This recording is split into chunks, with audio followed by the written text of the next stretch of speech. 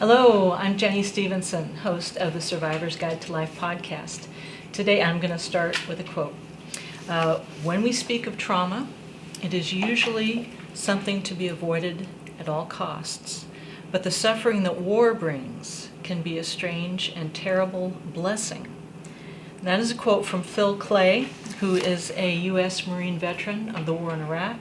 He's also an award-winning writer for his 2014 collection of stories called Redeployment. What I'm reading from is a recent article in the New York Times that Phil wrote, and it's called "Can the Trauma of War Lead to Growth Despite the Scars?" You may be wondering why we're talking about war today, particularly, but I think we both believe that there, in some ways, our fight against COVID-19 is almost like a war. We are fighting for our health, our financial stability, for the fabric almost of our society in some ways. And so I think this is very appropriate for our discussion today. And so having said that, I will say again hello and welcome to the Survivor's Guide to Life on KPCA Petaluma 103.3 FM. I'm Jenny Stevenson, your host. Joining me is Dr. Peter Bernstein, or Peter, as he likes to be called. Peter is a coach and mentor with almost 50 years of experience helping people in the field of trauma recovery. Our podcast provides practical information and skills for resilience and personal growth during challenging times. And above all, we want to inspire our listeners to find hope, courage, and strength to succeed and move forward in times of adversity. That's it? I shortened it because it was too long. No, it's good. I think let's get on to the good stuff. It is the good stuff. And she mentioned an article. I am taken with this article myself. And we're not talking specifically only about war, but we certainly have worked with veterans. We worked with Navy SEALs, Marines, in the nonprofit, and their families. And we learned a lot. We learned an awful lot about trauma. We learned about, and I think one of the things that I came to, and I know many of the people in the Navy SEALs did too, was that instead of looking at post-traumatic stress as a psychiatric disorder, which I frankly had trouble swallowing many times. I think you've always had that. Yeah. I look at it as a moral injury. We call it a bankruptcy of the soul, but it's called actually clinically a moral injury. And anybody who's subjected to the kinds of terror and horrors that soldiers and veterans are will come out definitely impacted, and will have post-traumatic stress. I think in my father's day in World War II, they called it shell shock. And I found out later after my father died, he never spoke about the war, but he had shell shock. And he had actually been discharged from the service after 3 years because he had it so bad. Never talked to me about it over. No, I don't think many of the veterans of World War II spoke. I never knew very much. My father didn't really speak about the things he went through either. Yeah, I always wanted to know, but he didn't want to go near it, and he wasn't the nicest guy at times to talk to about it, so we didn't touch it. Yeah. But I found out a lot about it after he passed away. Mm-hmm. And I read his medical records from the VA at that time, and he was diagnosed with what we call post-traumatic stress injuries. Yeah. And it had a long-term effect. There's no question on him about it. And on his family, on you. On me, absolutely. He was tough. I thought I grew up I thought I was growing up in a boot camp all the time. Our home was run like a boot camp, and I had to work for my father in construction, and he was one tough guy in his business. And I'll tell you, he ran it tough, but I learned a lot. Mm-hmm. I have to say, after I sorted out how hard he was on people, he knew his stuff, and he really taught me to shoot for the highest quality effort, and I do to this day, and I attribute it to my father, and actually my 95-year-old mother, who's around today, she's that way too. But anyway, today, it's interesting. I listened to last week's broadcast, episode 90. I love the material that comes out of it. But I wonder at times if it's too much for people, if we're overwhelming them. It wouldn't be for me or you. In fact, there are many people that are listening that they hang on every word, And I certainly would be one of them. But we know all this. I mean, we're so familiar with the things that we're talking about, and that's not going to be true for everyone out listening to us. And we don't want to just overwhelm people so that they don't come away with something of value. Well, we want them to be able to distill down the very important points to help them with their direction in life. This is a very key time, although our broadcasts have been going on a lot longer than the COVID-19 crisis. We feel it's very relevant right now. I've read some quotes from very old, from that article that you brought up. Some of the things that we could learn and growing, and in spite of this, despite the scars. I'll tell you the truth. I don't think you can grow unless you've gone through the suffering and pain and been wounded. Let me just for a moment say that the title of this episode, where this is number 91, is Can Suffering Be a Gift? Right. That is our question today. It's a question, and of course, we have answers. We better. we have answers. Something. Yeah, we have answers for now. And we're talking about a very fluid process, because I can't say that anybody, unless you're a really sick person, loves suffering. I don't. And yet there's a lot of suffering in my life. There's been a lot of suffering in the work. But we deal with helping people through, we call it trauma recovery. And that's what we do. We help people through their suffering and pain. That means it affects us. We bring our experiences there to it. And we have to, I got to say, we're pretty darn fulfilled in our work. I've been doing it, it'll be 50 years this month, in September.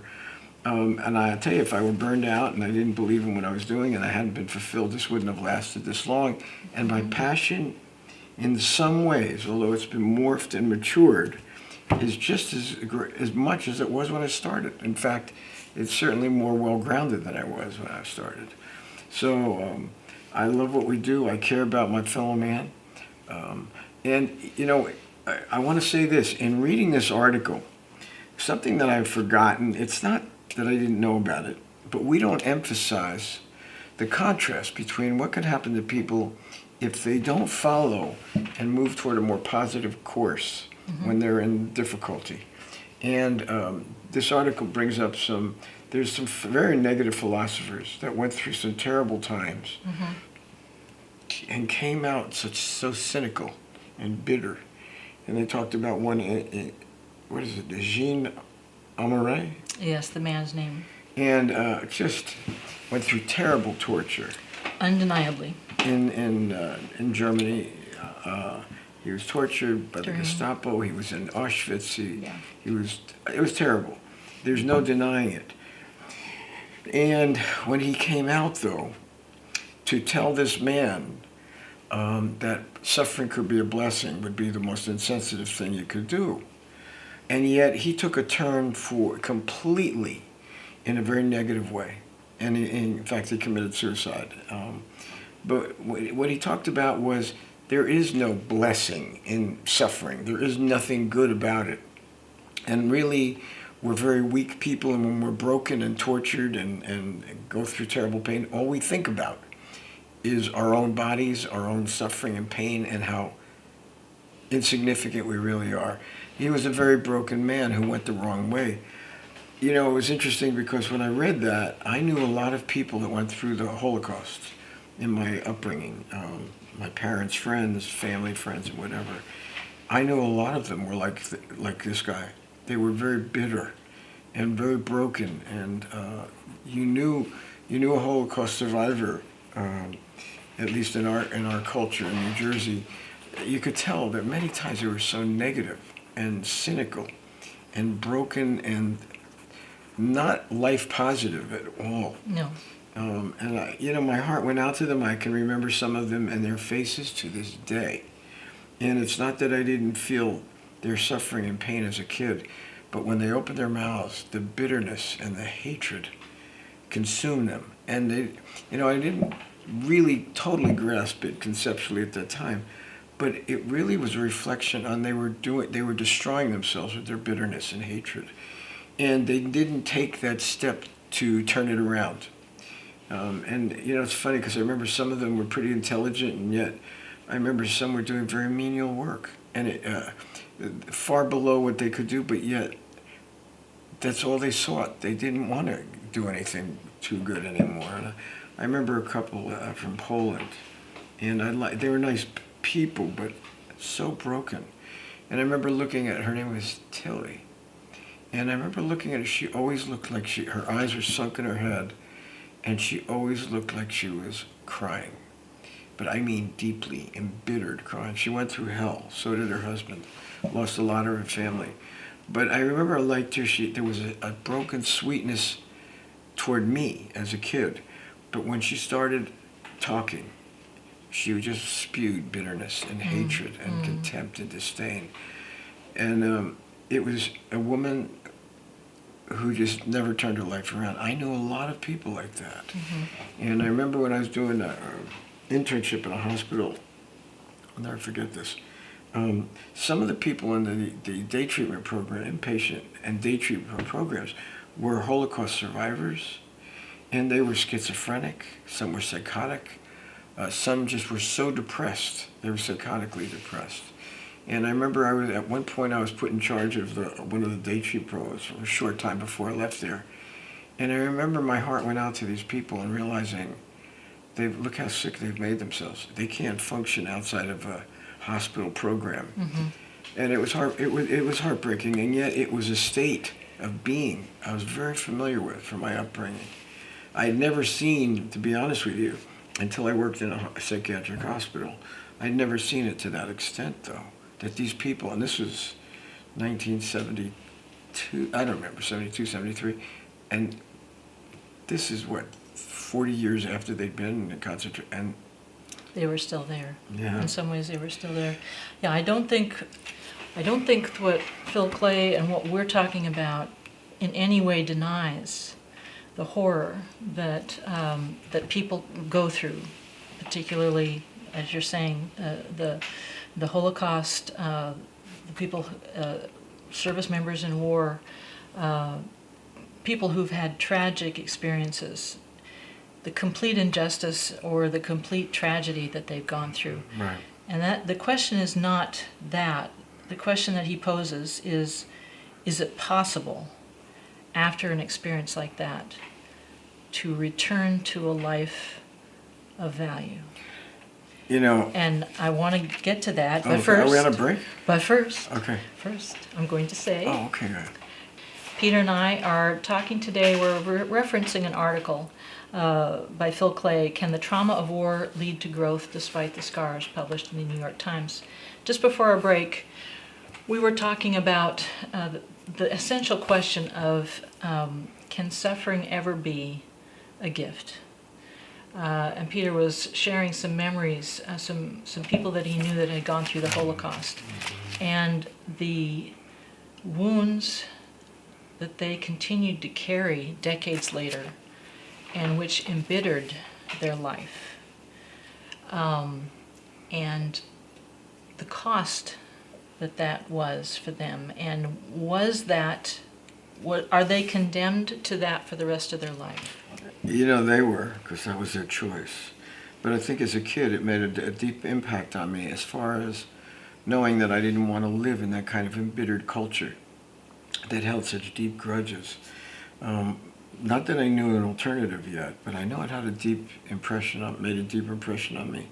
But when we read this article, he, what's his name, Phil Clay, brought up some ancient philosophers and folks that many of us have heard of, that went through some dramatic changes in their life to turn their lives around. And I guess most people have heard about St. Ignatius. He was the founder of the Jesuits. And I never knew this, but he had been a military person that was mortally wounded in the battles. He was not a nice man. No. He was a punk. He was a troublemaker. Yeah. But he really went through some terrible times, and his wounds were life-threatening. And through his long convalescence, he began to turn his life around. I thought that was very, very good. I didn't know that. But during the talking about that, they began to talk about trauma. And what most people, when they hear trauma, they see it as something to be avoided at all Pain, costs. trauma, adversity, it should be avoided. Exactly. Yeah, make every effort. Exactly. And they mentioned a guy, I've never heard of him, who was a philosopher. His name was Peter Singer. Certainly not a man that I would agree with. And he talks about our interest is in avoiding pain at all costs, and it's the most important of human interests. I don't agree with that. And, he may be a smart guy, but that's not the philosophy that I come from. No. I look at it as pain and suffering, and we've talked about it before. It's an awful thing, and yet there's a blessing in it somehow. In this article, as they were talking about this guy Peter Singer, and talking about the twists that go through, they mentioned John McCain. Yes, that's right here too. Yeah, and his response to the pain that was in his life. Exactly. From his experience in Vietnam and the Hanoi Hilton. That's right. Now, this is a man that was tortured. This is a man that went through hell and back. And who refused to leave without his man. That's right. But I didn't know, before all of this, he wasn't exactly a very impressive guy. Mm-hmm. I think he says that about himself. Yeah, well, he did. But you know what? Mm-hmm. Years later, I had heard this, and I didn't quite grasp it all the time. It's a hard saying to take. It really is. He said that he declared himself grateful to Vietnam for giving him a seriousness of purpose that observers of my early life had found difficult to detect. Yes. This is the kind of thing that happens when people go through difficulties. He's one of the more well-known people. I do consider him a hero.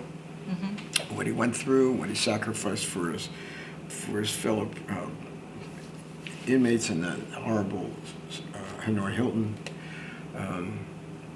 And I looked up to. I know he suffered. He did get a hearing loss most of his life. Yeah, he made sacrifices. He made a lot of sacrifices.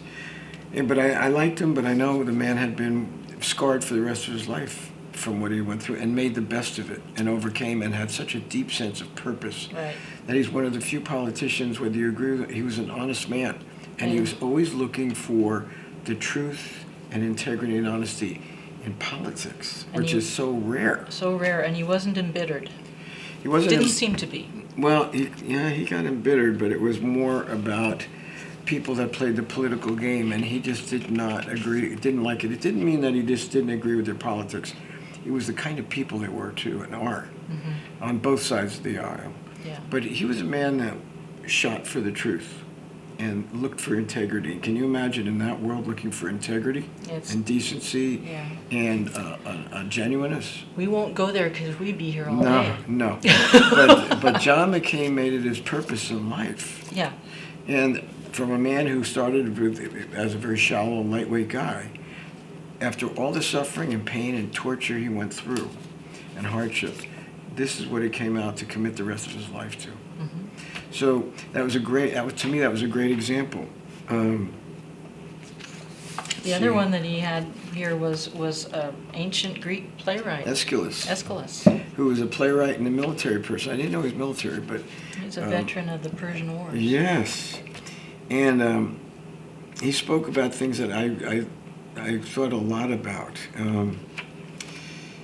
He says there was a draw to people looking to serve in the wars, and you knew there was going to be trauma and pain and suffering, and there was something about it that drew people to it. And Aeschylus came up with this. It was a law, and he said this: "No wisdom comes without pain." Yeah. So right. And he says such wisdom gained as its scars will always go very deeply. And he's the one that led us to the question, can suffering become a gift? Become a gift. Yeah.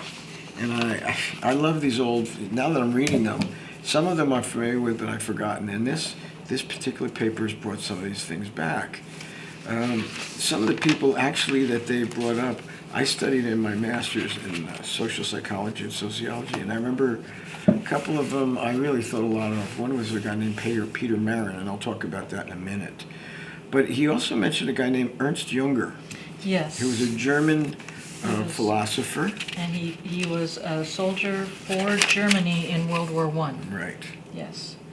Now, and here's the great quote, right? Yeah. Now, this quote's great to us because I remember Steve, our producer, and I, he has a lot of affinity for military. He's military and he's got PTS. But we were invited, some of my friends who were in command, our command, invited us to one of the Bud graduations, which was to me, it was very moving. And what I really liked is a lot of the kids I met were from New Jersey and New York. And they called me sir. I loved that. Like a home reunion. Yeah, I felt really good about it. Yes. I told them they didn't have to call me sir. That was a waste of time. Yeah. But anyway, but I remember one of the quotes in the man giving the graduation speech. Commander Green. It was Commander Green. And he said, adversity introduces a man to himself. That's right. And he was talking about the commitment that Navy SEALs have to dealing with adversity and the character that it takes. They're trained. Mm-hmm. Now, not all SEALs are wonderful. We know it. I know it. No. But I have to say, the people that we've met and known and helped did have character. Been some outstanding individuals. And did some incredible work. And were probably the most astute warriors I'd ever met with attitude training in place, which I haven't seen in all the military, but certainly the SEALs put it in them, and I love that. But I'm reading about this guy now. I didn't know this, Ernst Jünger, and he came up with this saying. He says, "Tell me your relation to pain, and I'll tell you who you are." Now, this is a man that went through a lot that came to this. But he also was living in a time, and why I find this really relevant now is he lived at a time when he went through the war, he suffered a lot, he came to this philosophy, but he also he came to realize that the society he grew up in was filled with bourgeois values. In other words, everything was based on security, running from pain, good times, and filled with the distractions of life. And when he came out of the wars, he was a different man, and he realized what his society had become and how ill-equipped they were to deal with hardship and difficulties and trauma. Well, when I read that, I'm thinking about what we're going through now and what our society, and probably societies all over the world, but probably ours primarily, is going through. And we have been a society filled with values that had to do with security, avoiding pain, distraction, not dealing with the really core issues of life, and that's what's been encouraged. It's been very typical, very similar to ours. And the security, of course, is based on money and what you have, and kind of a selfishness about our fellow man. I think that what he saw in the culture that he grew up in, and what happened to it after the war, is there's some analogies to what we're going through now. I think direct analogies. I really do. I agree with you. And that society had to go through some real changes after the war. Now, it's interesting, I didn't know this too, but he talked about the strength and the suffering that men would have to go through to build a new society, a stronger society. Well, what do you think came out of that one? Well, the article Nazi said there was some admiration for that attitude by the Nazi Party. That's right. They took on his philosophy. They did, but they took it on in a way that was, I don't know that it followed directly from his ethos. They distorted that. They also did that about Christianity. They did it about a lot of things, but it was coming from a very evil, perverted place. He wasn't, but that's certainly what they made out of it. Before we go on, I just want to review for a moment, because we've quoted some people who answered the question, can suffering be a gift, in some very specific ways. The first one that we talked about was John Mccain, who said that it created a seriousness of purpose for him. We talked about the playwright Aeschylus, who said that wisdom comes from pain. And now Ernest Younger saying, and to me what I took from this was that there was a hardiness, a strength of character and of will that came from him in his experience from the war. Yeah. So these were all positive, and also he said that self-sacrifice and the compassion for those around you is something else that came to him through his very difficult experiences. That's right. So And those were positive things that came from each of those men's experience. And it had to do with his selflessness, not fleeing to safety, and and that's what the bourgeois society did, prioritizing safety and security. Mm-hmm. And what he was, and it actually was fleeing away from self-sacrifice. Right. What we've done, that I have to say, we're suffering now because we're seeing the impact of that over a long period of time. We too, in our society, have been doing the same thing, maybe to a greater extent than this.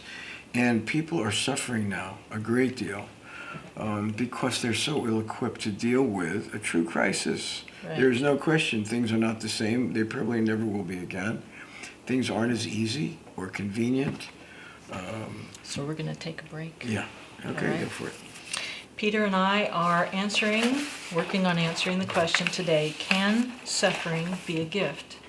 And we're working through an article by Phil Clay recently in the New York Times.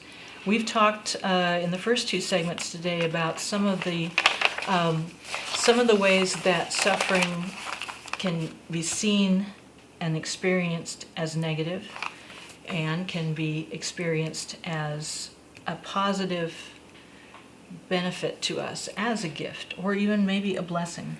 In this last segment before the questions, I want to move on. I know we want to talk a little bit about some of the more recent approaches by responses of treatment for PTS, and some of the maybe, the ways that things are seen that are maybe not as helpful. Right, and I think we can bring him more up to date because he did it in the article, and I thought he did it beautifully. And some of it I've heard before. We've worked with the VA system, so we know some of this is absolutely. We do. We have experience We've seen with it, this. and we know it's true. Yeah. But anyway, we talk about post-traumatic growth too. And, We have, and yes. and we know, believe in it. and we know that it can happen. Mm-hmm. That doesn't mean transcending, though. What people go through or being numb to what they've been through. That doesn't work. If you're going to develop empathy and caring for your fellow man and come out of this, to be honest with you, you got to feel. You got to become sensitized to what you've been through. Nobody's saying that, and a lot of times people think, well, you just numb out after trauma. Well, the truth is, it should be a very temporary thing. Mm-hmm. It's people that we've seen, and many that don't come out of it, Right. and it affects their entire life. So, looking at that, there was another article, not a part of this article, written by a guy who was a Marine officer, infantry officer. I was infantry too, but not an officer and not a Marine. And he talked about, it was David Morris, and he wrote a book, and he talked about his treatment at the VA after he came back from Iraq, and he definitely had post-traumatic stress injuries. And he talked about the regimens, the therapeutic regimens that he was supposed to go through. Right. And as long as he stuck to those, that was the way the psychologist led him. And that's been our experience too, that the process was very defined and this was the way it was done. Yes. And he said, and he wanted to talk about the experiences and value that he got out of all of this, and the He wanted wisdom. to explore that, yeah. And they wouldn't let him because it didn't fit the therapeutic regimen. Right.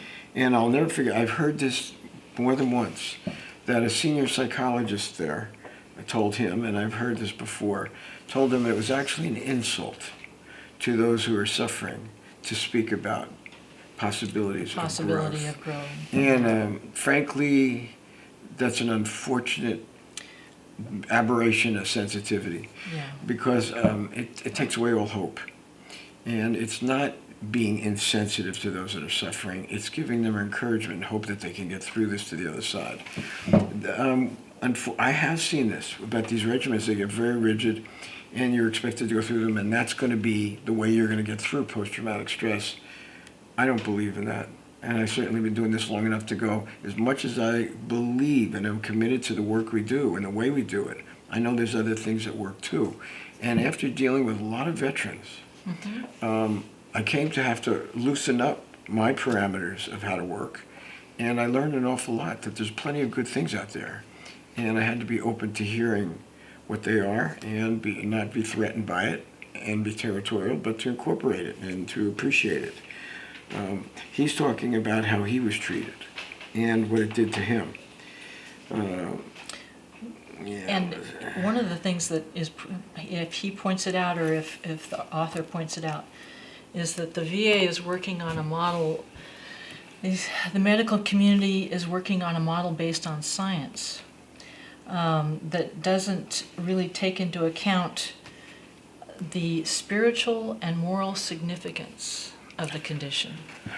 I think generally speaking that's true. I think there's probably been modifications since we've been involved in it. I'm sure there have.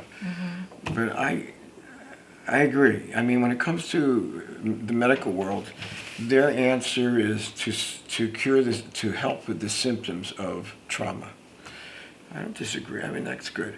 But when it comes to understanding the bigger picture, the philosophy, the growth, the wisdom that can come through all of this, they're not open to that at all. If it involves working through pain, that's not what I see the medical approach. Basically, it is, we're here to help you with the symptoms that you're suffering from, and that's all we care about. And we're not really open to talking about how you can grow through all of this. Right. That's an unfortunate thing.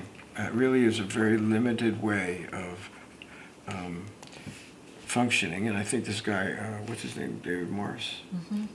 He said it really he struggled with it, but obviously he was seeking the wisdom of from the experiences of suffering and pain and loss that he went through in the war. Yeah. And he wanted to reap something that he could carry forth from his experiences that would lead to something deeper and more purposeful. I agree with him all the way. And in the article, Phil Clay contrasted that approach to someone that you actually knew quite a while ago, Peter.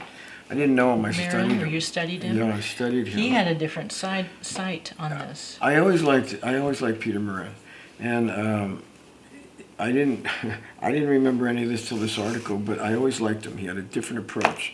But one of his approaches to post-traumatic stress and the effects of war that even appealed to me, and this is a long time ago, and I had come through trauma. I had been in the service, but my service wasn't the trauma. It was afterwards. But when I remember what he said was, it's going through the war is post-traumatic stress disorder. He didn't go with that, and at the time I wasn't. He was ahead of the curve. He was way ahead, and something about it appealed to me. I saw myself outside the box, but I wasn't as intelligent and mature as Peter Marin. And I remember when he spoke about it, he says, post-traumatic stress disorder, or it's not a neurosis. It's if you expose anybody to the horrors of war, they're going to come out traumatized. They're going to come out with these kinds of symptoms. And it's not right to label people with a psychiatric disorder, because anyone who's subjected to what these people go through would come out with these kinds of wounds and scars. And when we dealt with the Navy SEALs at a couple of times. We heard that. I was just going to say, we heard that so many times. From them. From them, and from the Brain at War conference that we went to. A couple of them. A couple of people there were very strong about that as well. That anyone, like you said, anyone who experienced what these people, these men and women experienced, would react with this type of wound or carry it with them. Absolutely. And I appreciated it. When it came down to the application of it, though, I remember having some discussions with some of the generals, and I remember they were going to change the whole perspective of the military on post-traumatic stress disorder. And then I remember mentioning the SEALs we were working with, and they said, well, they're different. They're different. What we're doing doesn't apply to them. Yeah. And I'm looking at them and I go, really? What they're saying is it's not a disorder. if they've been anybody who would be subjected to it will come as, and it's not, it's an injury, like any other injury that needs to be worked with. So it takes the stigma off of and the mental illness label off of these people, and it puts it in a more positive, constructive framework. I learned a lot working with Navy SEALs, I'll be honest with you. We did. I changed a lot of how we work after that. They were generous in sharing with us what really mattered and what really would work for them.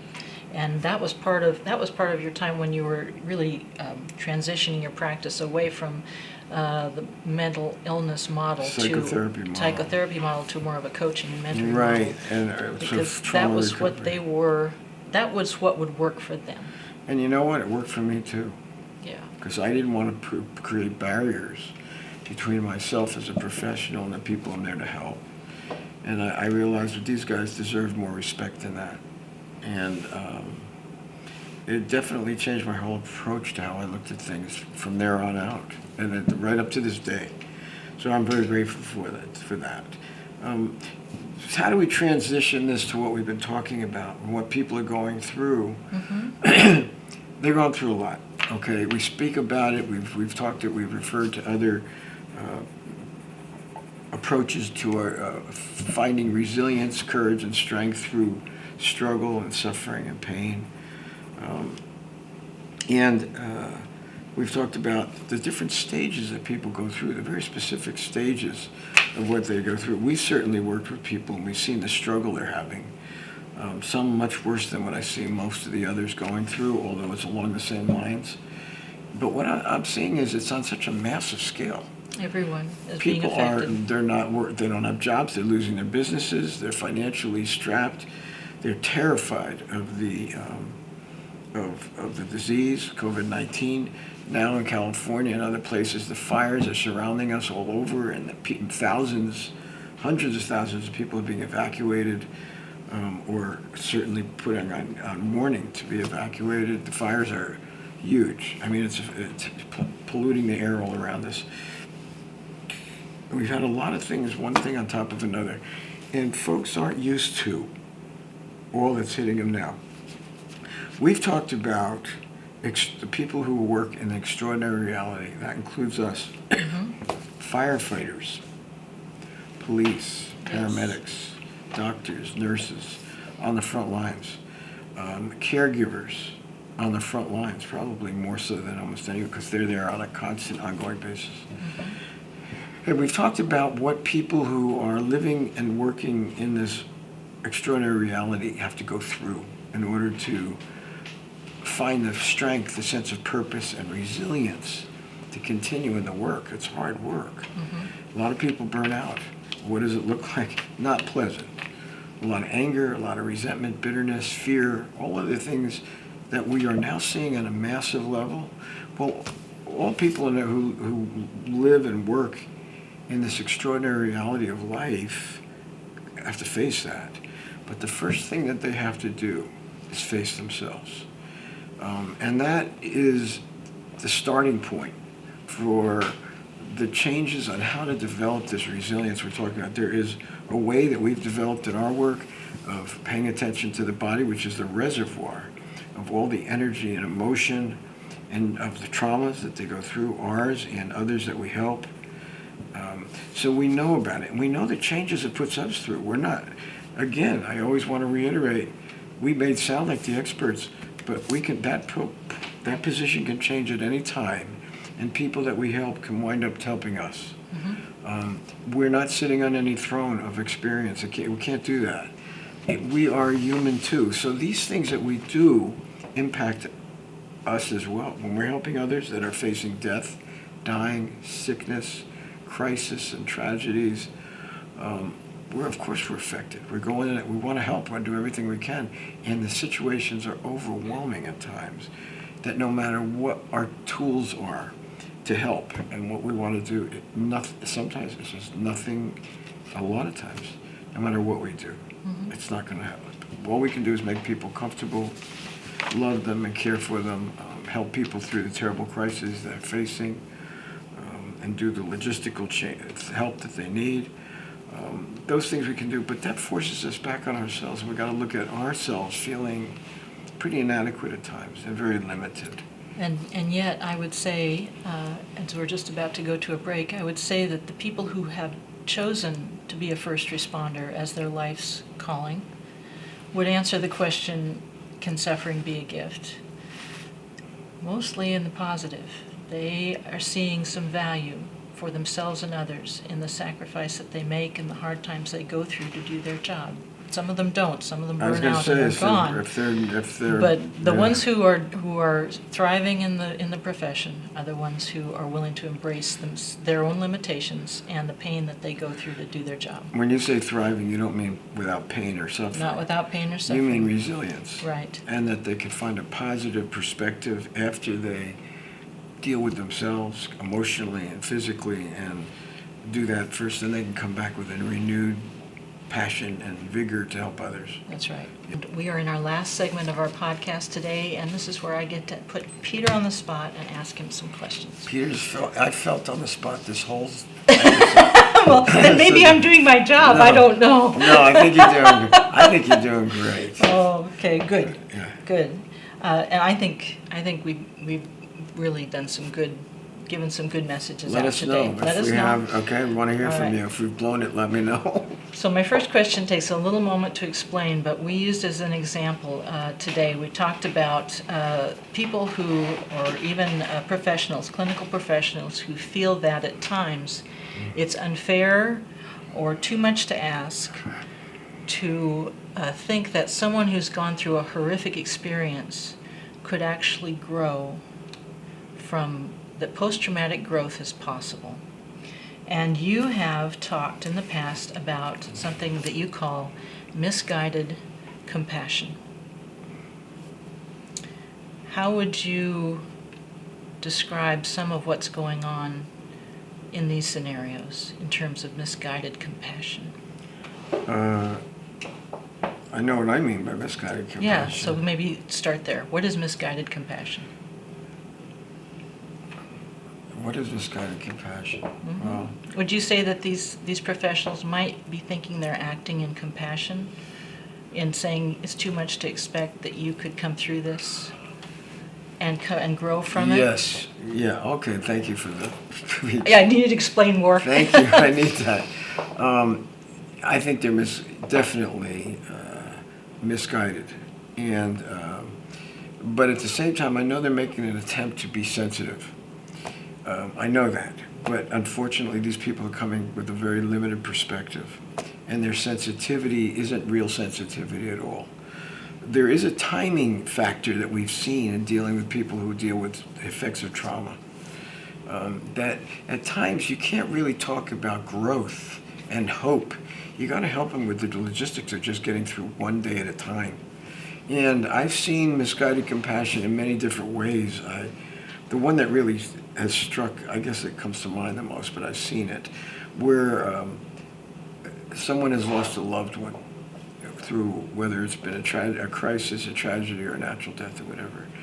And I've seen people, particularly with a certain sense of distorted understanding of spirituality, come up to them and say, you shouldn't have to feel any sadness or grief or pain because you know he's in heaven now and he's doing wonderful. And when I hear that, I just about want to go through the floor. Because at that time, the folks that are grieving need to be supported for and given a deep sense of being okay to go through the grieving process. Not to talk about, oh, there's going to be tremendous growth, he's going to be in heaven, you're going to see him again someday, don't worry about it, everything's wonderful, and he's doing fine. That is real and sensitive, and that's misguided too. Mm-hmm. I have seen that. So I think it takes a sensitivity, it really does, when to talk about hope, when to talk about growth that can come through these difficulties. You know, I'm one of these people that I'm generally a pretty positive person in spite of very difficult circumstances that I've been through myself. I'm going through it again with my wife and my mother. I adore my wife. We've been together 47 years. And I think about it, what it's like. I have her close to me at all times. and I make sure she's comforted. And then I think to myself, this is unbearable. I'm watching my wife die every day, and yet, she's in the other room, and I go in many times during the night to check in on her. She's not in pain, she's not suffering, but it's an unbearable thing, if I really think about it. To ask anybody to do this that's a lot. I'm one of the people, that's the way I want it. But the sensitivity issue here is coming through a lot of suffering and a lot of pain. Do I have my moments where I can't find hope? I can't find a positive perspective because I feel so much emotional pain. But what I do know is, I have been through these things so many times, not with my wife, but with others. The thing that I do know deep down, there is something positive and purposeful in all of this. And there is a power greater than me. And it takes me through things that most people wouldn't want to go through or couldn't, or don't choose to. I, on the other hand, have a passion for helping, to get involved, not to run away from the real difficulties. But I will say, I go through my hard times too, and if somebody came up to me and say, oh, chin up, everything's going to be fine, she's going to be in heaven and you're going to, I wouldn't want to hear that. And yet there's something deeper within me that goes, I know that's all true. So I want to follow up with a very related question, which is, if to be insensitive the way you're talking, like everything will work out fine when someone is really hurting, and that's misguided compassion, what is what you would call true empathy? What is it that someone really does need that will help them move through to the next part of their life? It's an easy answer. Acceptance. True acceptance. And that means we have to have the capacity to come alongside someone, our fellow man, and share their humanity and their human condition in some ways right along with them. It doesn't mean pumping them up. It means I'm right here with you and I get it.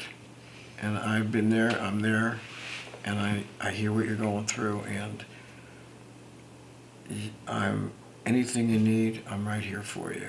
It's not making them try to feel better. It's not trying to take them out of it, although sometimes it does help. But it's acceptance of the human condition. What we're talking about is part of the human condition. It's just the part that everybody tries to avoid. When you have empathy, like we're talking about, you don't avoid. In fact, you relate, and you know how. Because you've been through it yourself, you know what to say, you know how to feel, and there isn't this awkwardness. There's an acceptance. I had an experience this weekend, and I have a great number of caregiver professionals of all kinds that work at our institute. Everyone is an angel. One of them, Maritha, is Fijian, and I love. We all love her. Yes. But she's got a husband that was a professional rugby player, big hulking guy. Peter is his name. Peter. Another Peter. Peter We K. love Peter. There's Peter B and Peter K. And Peter is a wonderful guy. He's one of the few people I can see coming in that room with my wife and all of us.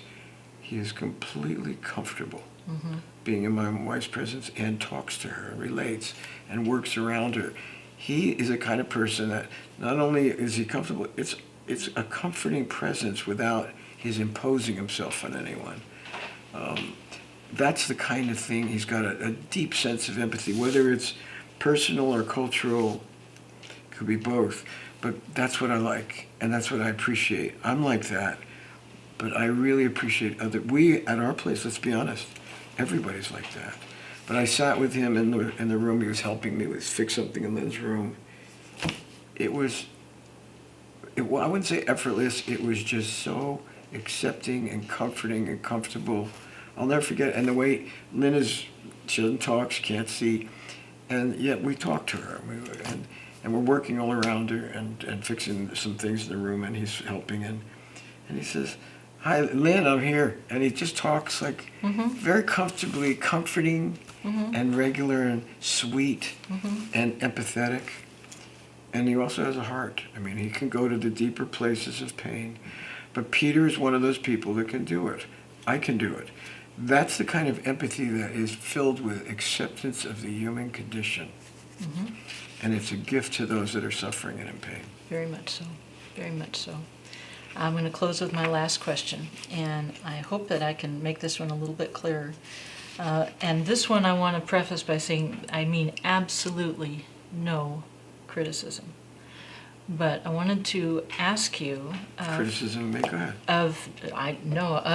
of the situation for people who find themselves like the man that we were talking about, Jean Amory, who felt devastated by the horrors he went through and essentially lost hope in life and basically went into a kind of a collapse.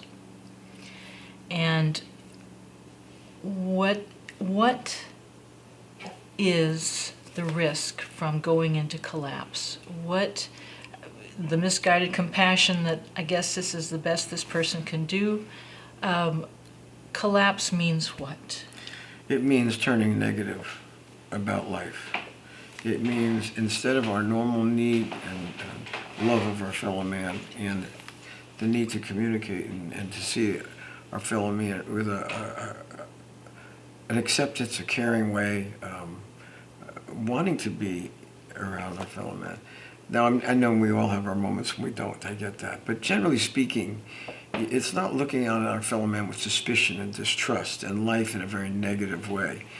When people get to the point that you're talking about, they're very life's negative, they don't like their fellow man, they're suspicious, they avoid contact, they're paranoid, and very negating of life. And they basically go into a self-destruction.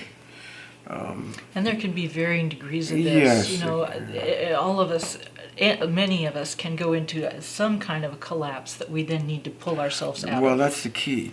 There's the resilience. We all go through this. When they describe Jean Marie, it's like, who couldn't understand the pain that man experienced? Yeah. And yet, there's another man, Viktor Frankl, who went through the same kinds of horrors, who came out and spoke about, we have the choice of how we want to respond.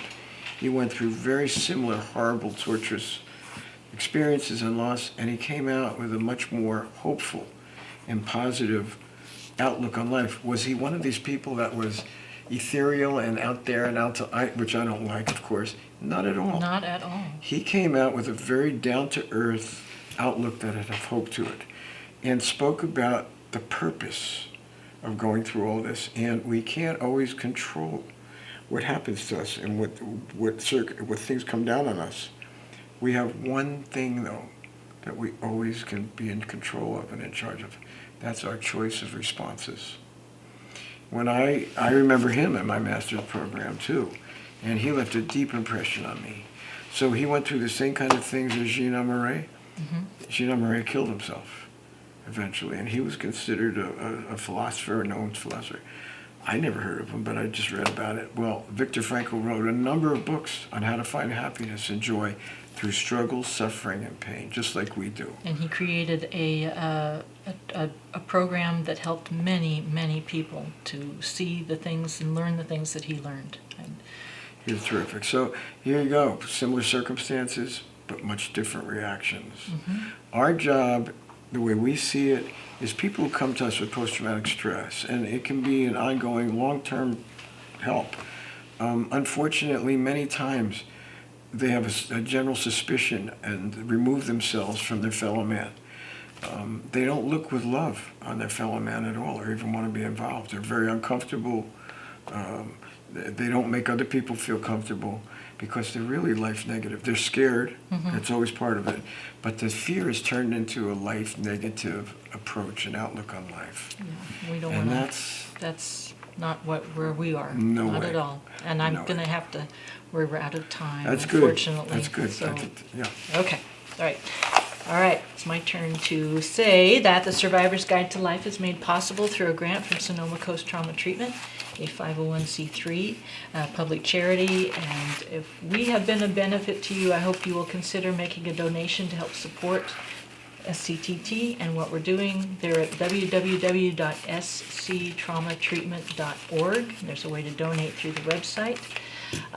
Want to give you one of our little books that Steve designed. This has principles that Peter has used for many years to help get through the very difficult times, things to remember, hang on to, and live. If you email me at jenny@bernsteininstitute.com, we'll be very happy to send you a copy. Our podcast is on our website, thesurvivorsguidetolife.com. Our video version is on our YouTube channel. We're on all the podcast outlets. Please like, share, send us feedback. We would love to hear from you, your questions, comments, suggestions, anything like that. Peter and I can be reached at 707-781-3335. Have I forgotten anything?